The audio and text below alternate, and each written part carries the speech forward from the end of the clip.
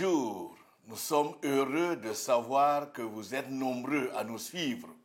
Et aujourd'hui, donner solution à ce qui nous ferme l'accès à notre destinée, voici notre thématique. Les grands bouleversements avec ces secousses économiques et sociales et surtout les maladies que notre monde a connues ont fait trembler plus d'un. D'ailleurs, c'est comme si ces événements qui surviennent sont en train de se moquer de l'homme moderne, puisqu'ils font fi de notre modernité. Ce qui permet de dégager l'espoir dans tout ce qui arrive, ce sont les prouesses de nos scientifiques qui parviennent à découvrir des vaccins contre un grand nombre de fléaux. Et cela permet de pousser un ouf de soulagement et bien sûr qui fait du bien.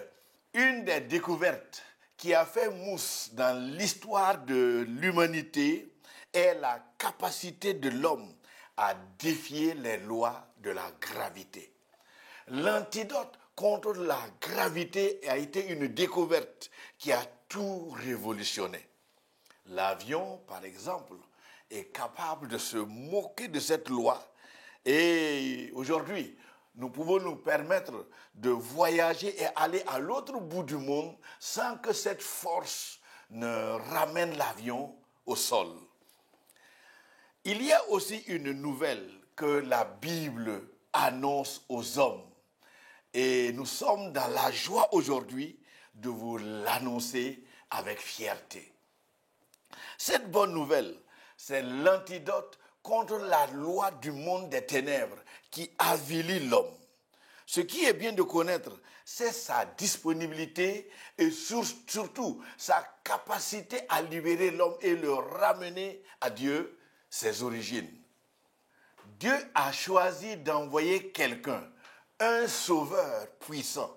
Et sa responsabilité est d'évincer cette puissante loi qui humilie tous les hommes sans exception.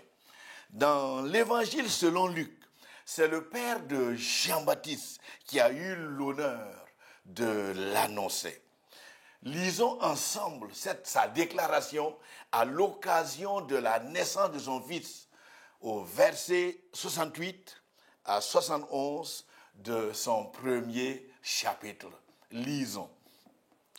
Béni soit le Seigneur, le Dieu d'Israël, parce qu'il a visité et racheté son peuple. Il a donné un puissant sauveur, un sauveur qui nous délivre de nos ennemis et de la domination de ceux qui nous détestent. Fin de lecture. Les problèmes de l'homme ont commencé lorsque Adam et sa femme n'ont pas respecté les clauses établies par Dieu. Et bien sûr, les effets de cette désobéissance ne se sont pas fait attendre.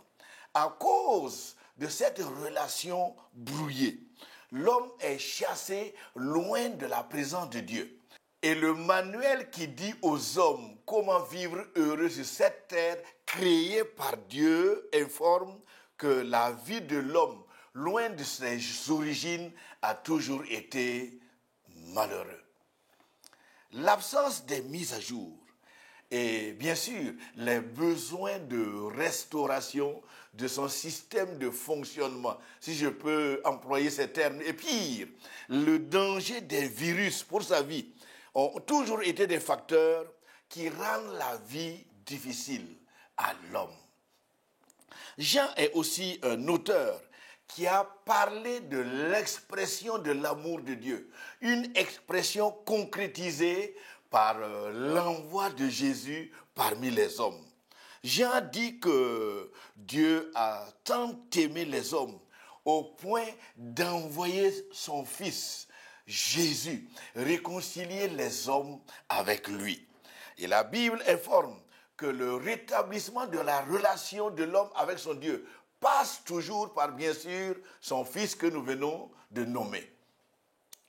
Jésus, le Sauveur annoncé, est venu faire ses preuves, non seulement par des œuvres puissantes de guérison et de délivrance.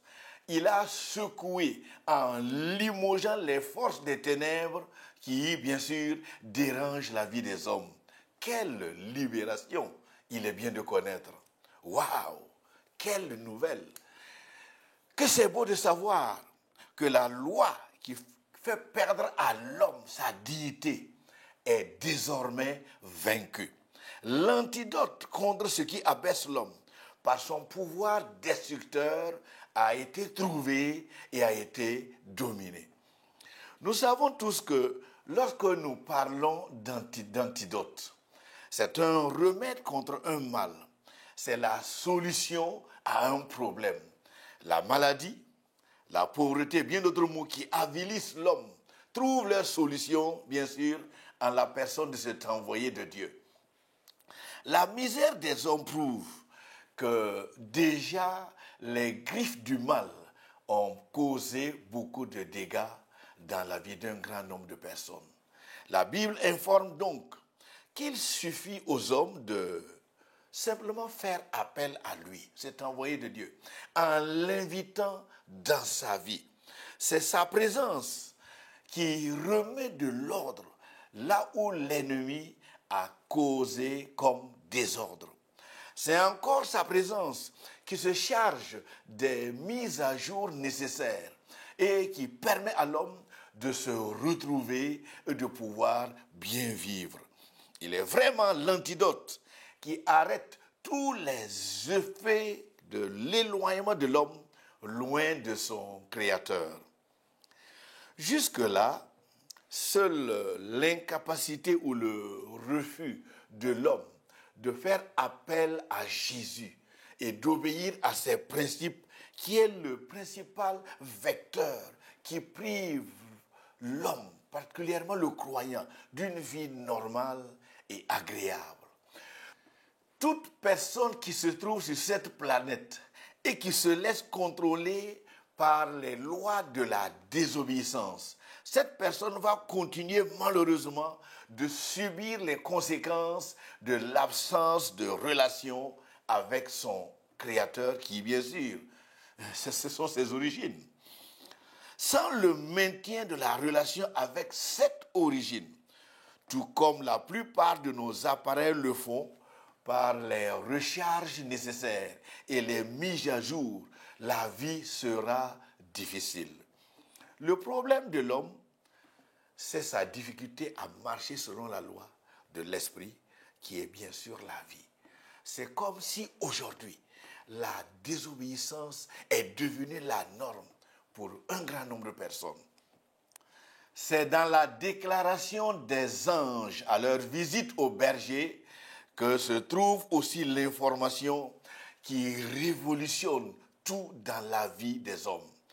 C'est dans l'évangile selon Luc, au chapitre 2, que se trouve l'annonce du remède contre la force qui attire le mal dans la vie des hommes. Dans leur déclaration, ils informent qu'un sauveur est né. Et c'est ce sauveur puissant qui permet à toute personne qui marche avec lui de pouvoir naviguer contre ce mal et se classer parmi ceux, bien sûr, qui sont à même d'obéir à Dieu. Seule sa présence qui permet d'annuler la loi et la force qui attire les ténèbres et malheureusement qui nous amène à naviguer tous les jours dans une vie de péché, c'est-à-dire une vie loin de la lumière de Dieu. Reconnaissons que la venue de Jésus est vraiment une libération. Oh, quelle libération! Et il nous est possible de dire ensemble un grand merci à Dieu qui a permis aux hommes de tourner dos au péché, ce qu'ils n'aiment pas, en appelant cette nouvelle ère qui affranchit l'homme de ces lois qui nous détruisent. Elle s'était imposée et ses griffes ont maintenu les hommes longtemps dans une vie contraire à leur destinée. Le Goliath qui nous défie chaque jour a désormais un destructeur. Le Christ, avec sa puissance, est est plus redoutable que n'importe quelle arme que les hommes sont capables de fabriquer. C'est pour dire que ce ouf que nous avons eu, cette liberté que nous avons acquis en Jésus, est vraiment une liberté pleine. Présentons plus en profondeur ce Sauveur que les anges sont venus annoncer aux bergers. Nous lisons dans l'Évangile. Mais l'ange leur dit, « N'ayez pas peur, car je vous annonce une bonne nouvelle qui sera une grande source de joie pour tous les peuples. Aujourd'hui, dans la ville de David, il vous est né un Sauveur, qui est le Messie, le Seigneur. Voici à quel signe vous allez le reconnaître. Vous trouverez un enfant nouveau-né, enveloppé de langes et couché dans une mangeoire. » Et tout à coup, une foule d'anges de l'armée céleste se joignit à l'ange. Ils adressèrent des louanges à Dieu et disaient « Gloire à Dieu dans les lieux très hauts, paix sur la terre et bienveillance parmi les hommes. » C'est dans Luc chapitre 2, du verset 10 au verset 14 que nous venons de lire. Dans leur déclaration aux bergers, les anges ont précisé qu'un Sauveur vient d'arriver. Et c'est cette nouvelle qui est la source de joie, non pas pour un seul peuple, mais pour tous les peuples qui existent sur la terre. C'est pourquoi cette bonne nouvelle vous est annoncée encore aujourd'hui. C'est vraiment une bonne nouvelle, parce que ce Sauveur a travaillé et continue de travailler contre les lois du péché qui, bien sûr, avélissent l'homme. Cette loi a longtemps maintenu un grand nombre de personnes dans le giron du diable. Normalement, le niveau de vie de plusieurs d'entre nous n'est pas notre destinée. À cause de l'absence de relation avec Dieu, ou encore à cause d'une mauvaise relation que nous entretenons avec lui, nous sommes pour la plupart limités, incapables de vivre pleinement et incapables de jouir pleinement de la vie. Tout cela fait partie des conséquences de la désobéissance à Dieu. Et le péché a agi et continue d'agir comme la lèpre. Il coupe les doigts et il a défiguré plusieurs d'entre nous. La joie qui devrait briller naturellement de notre visage est absente. Il n'est plus possible de ternir l'image de Dieu en soi et pouvoir briller normalement. C'est ce qui fait que nous sommes pour la plupart maudits et nous ne sommes pas ce que nous devrions être. Tout comme la découverte des forces capables de défier les lois de la gravité ont changé positivement la vie des hommes, la venue de ce Sauveur, le Seigneur Jésus, est la solution au problème fondamental de l'homme qui est le péché. Si la découverte de l'antidote contre la loi de la gravité a permis aux hommes de pouvoir voyager librement à travers le monde, nous aussi, il nous est possible de naviguer librement aujourd'hui parce qu'une personne est venue avec l'antidote contre le venin qui supprime la présence, qui restaure tout homme qui se confie à lui. C'est Jésus, l'envoyé de Dieu, qui est capable d'empêcher les griffes du mal d'exercer son pouvoir sur le croyant. C'est lui le remède, la solution contre le pouvoir de destruction qui ne sait que détruire et qui malheureusement maintient l'homme dans les griffes de la mort.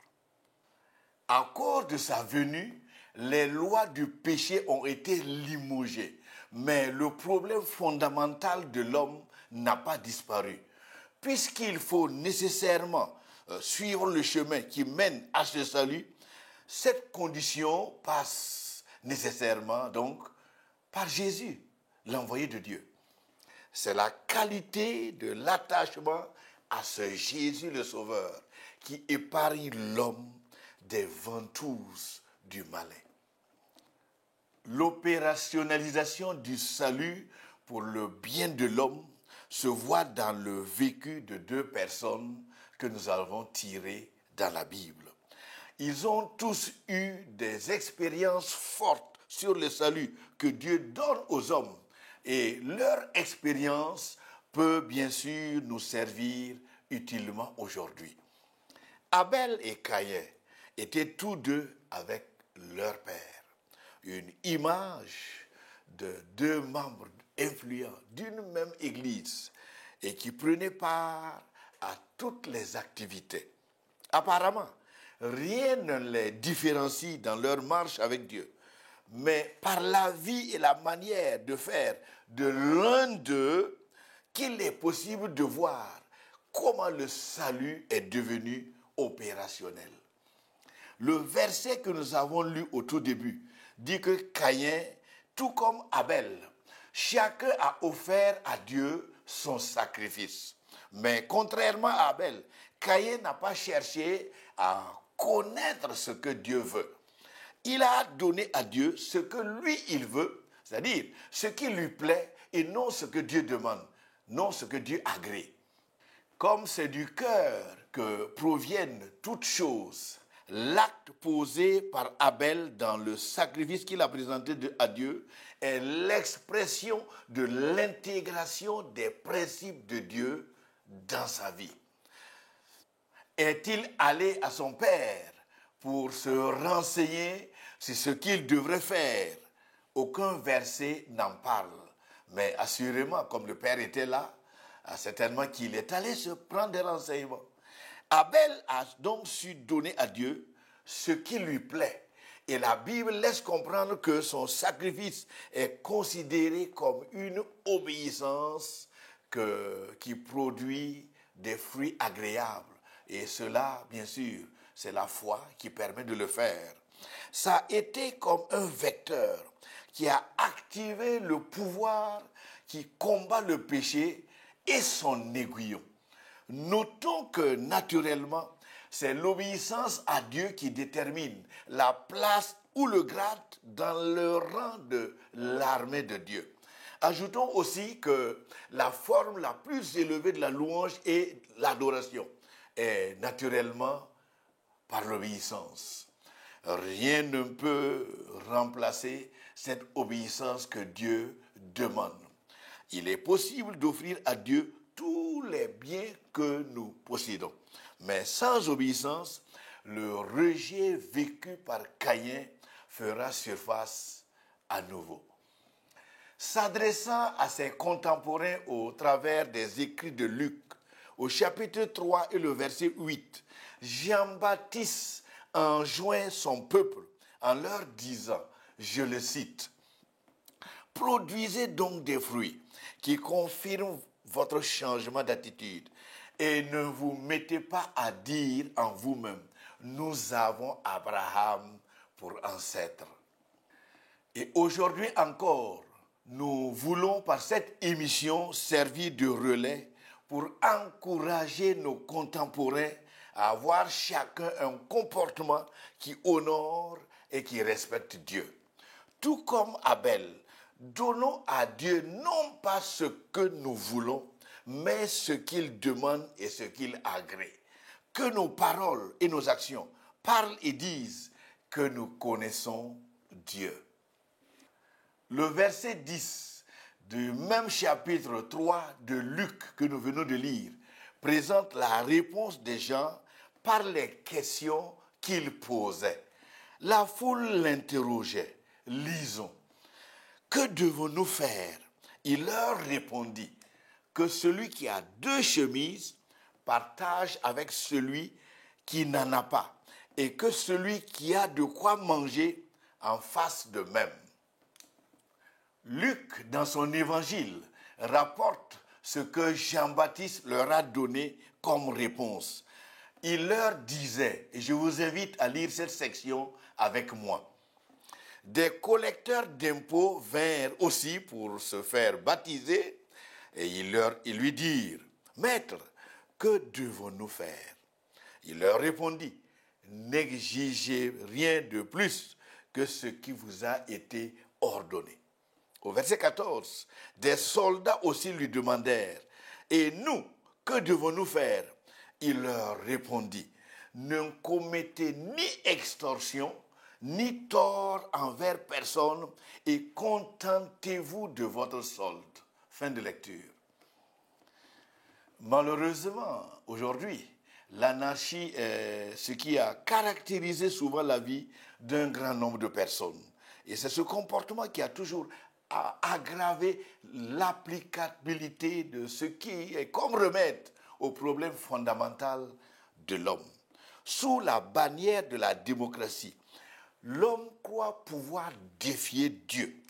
Quelle perte pour cette humanité à la dérive et surtout en opposition avec ses origines.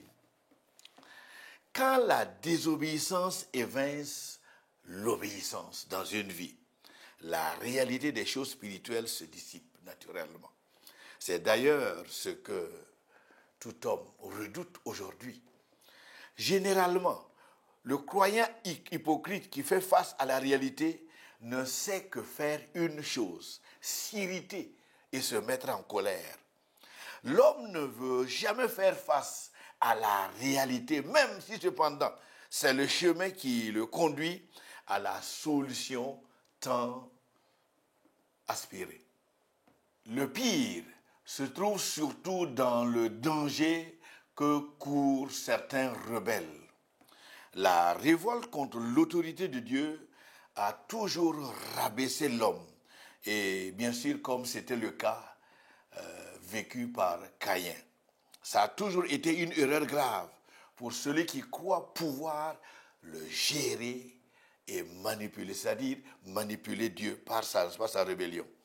En principe, le salut que Dieu offre devrait être la préoccupation principale de chaque homme. Il est possible de dégager cette pensée par l'acte posé par Abel. À cause de l'absence de considération des principes de Dieu, ceux qui se comportent à la manière de Caïn ont toujours, comme de toujours, entendu Dieu leur dire comme il l'avait dit à Caïn. Lisons ce qu'il a entendu. Si tu agis bien, tu te relèveras. Si en revanche tu agis mal, le péché est couché à la porte et ses désirs se portent vers toi. Fin de lecture. Il est bien de savoir que le mal n'est jamais loin. Il est toujours aux aguets et il attend toujours une occasion pour opérer dans la vie d'une personne. Si tu agis mal, la porte de ta vie va s'ouvrir. Voilà ce que Caïn a entendu. Et nous savons que chaque ville a une voie d'accès, chaque concession, chaque maison a une ou plusieurs portes qui, bien sûr, donnent l'accès. Et la porte qui permet d'avoir accès à la vie d'une personne a toujours été un endroit stratégique. La porte ici représente l'accès à la vie d'une personne. Et c'est la désobéissance qui l'ouvre et met l'individu en danger. Tandis que par l'obéissance à Dieu, Dieu lui-même se charge de veiller sur cette porte et ne pas laisser n'importe quoi. Dans le livre de la Genèse, au verset 8 du chapitre 4, Dieu informe Caïn sur ce qui l'attend si jamais il désobéit. Voici ce qu'il entend Dieu lui dire. Lisons. Certainement, si tu agis bien, tu relèveras ton visage.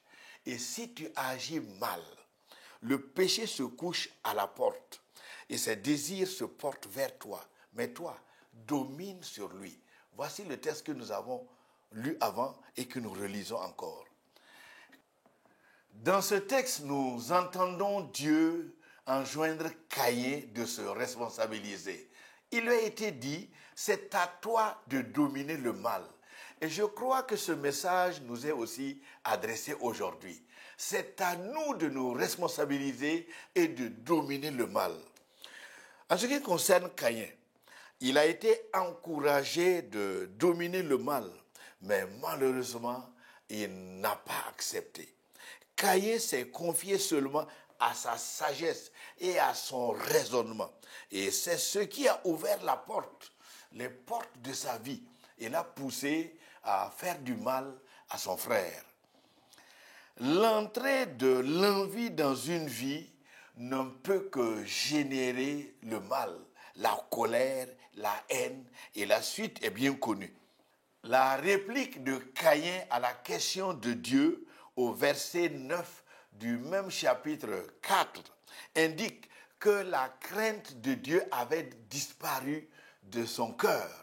Et cette rébellion qu'il avait envahie explique surtout sa réplique à Dieu. Lisons le texte. L'Éternel dit à Caïn, « Où est ton frère Abel ?» Et il répondit, « Je ne sais pas. Suis-je le gardien de mon frère ?» Waouh, quelle mauvaise attitude. À toutes les fois, lorsque les portes qui donnent accès à la vie d'une personne sont mal gérées, bien sûr, les virus ne se feront pas inviter. Tout comme Caïn a bien commencé, mais a par la suite abandonné le droit chemin, le virus de la dérive sournoise s'est vite introduit dans sa vie. L'accès a été ouvert. Par quoi? Par la désobéissance, qui a pour corollaire les évidences qui sont bien sûr exposées et que nous sommes en train de lire. Retenons aussi que l'antidote qui permet de défier les lois du péché est disponible. Et sa disponibilité est une invite de Dieu à ne plus subir les conséquences vécues par Caïn. S'il est possible aujourd'hui pour nous de défier les lois de la gravité et nous permettre d'aller à l'autre bout du monde sans se soucier de conséquences, c'est que les réacteurs qui nous amènent sont tellement puissants. Et il en est de même avec notre relation avec Jésus. L'issue la plus souhaitée est celle de la grâce de Dieu qui, bien sûr, seul peut éclairer un esprit qui est dans les ténèbres, conséquence du mauvais choix. Quand la grâce va envoyer des rayons de lumière dans une vie, les ténèbres ne feront que quoi? Quitter et laisser place, bien sûr, à une vie qui est éclairée. Malheureusement, aujourd'hui, ils sont nombreux, ces victimes de la désobéissance, qui croulent sous le poids des conséquences de leur propre choix. Ces brèches que la rébellion a ouvertes, bien sûr, et a permis à l'ennemi d'entrer, est venu briser tous les espoirs et gâcher les vies. En conclusion, relevons que Jésus-Christ, qui est l'antidote tant attendu, est vraiment puissant et efficace. Le contenu de cette émission a certainement permis à un grand nombre de personnes, surtout à chacun de nous, de connaître ce qui ferme l'accès à notre destinée, l'accès aux bénédictions qui devraient nous permettre de nous épanouir. C'est pourquoi il est bien de connaître Jésus. Jésus qui est la solution aux lois qui avilissent les hommes. C'est lui, l'expression de l'amour de Dieu et le Sauveur qui est venu évincer les lois puissantes qui humilient les hommes. Retenons aussi qu'à la lumière de la parole de Dieu, le rétablissement de la relation de l'homme avec son Dieu passe toujours par ce même Sauveur. C'est pourquoi jusqu'aujourd'hui, ce Sauveur continue de faire ses preuves. La paix qui envahit le cœur de celui qui croit en Jésus est le résultat de sa présence. La protection de Dieu que jouit le croyant en dépit de l'adversité qui ne se cache plus est la preuve que ce Sauveur est bel et bien présent. Les manifestations de sa présence par les guérisons, par les délivrances qui secouent et qui limogent les forces des ténèbres des vies, sont la preuve de la capacité de ce Sauveur à annuler l'impact des lois qui naturellement travaillent à dégrader l'homme. Toutes ces informations que donne la Bible interpellent chacun de nous à ne pas sous-estimer l'offre de libération que Dieu propose aux hommes et en particulier à chacun de nous aujourd'hui. Que Dieu nous accompagne tous et nous aide à saisir cette offre qui a déjà fait ses preuves. À bientôt.